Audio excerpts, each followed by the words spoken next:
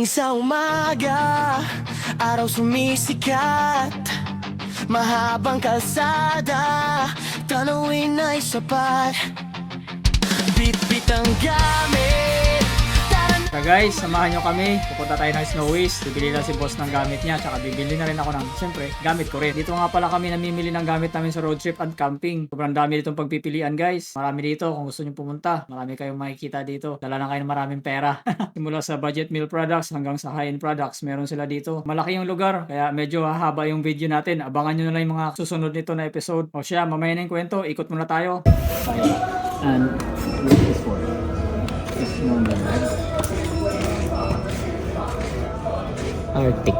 So, kumot. Ayun. Kumot nga. Ang ganyan nga.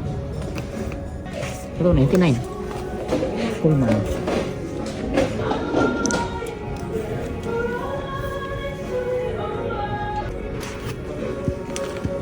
Ito. Not that bulky. Ito yung blue. Ito yun. Ito yun? Asan mo nakita? Ito.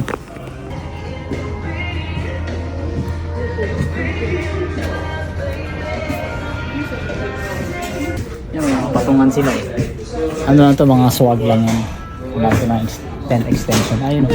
Ay, mga regular tent lang. Ng car extension.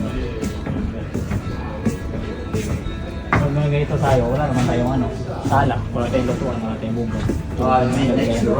Sa lapag yan. Ano pag nga, pero madulong yan na, wala kang patungan.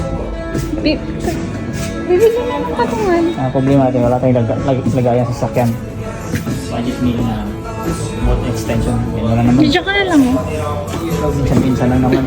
Ang aso. Ito.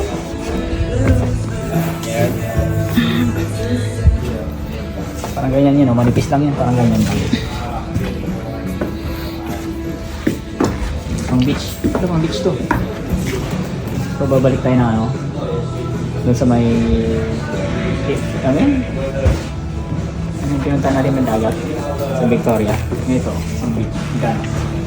149. May ano ba yan? May cover to. May cover.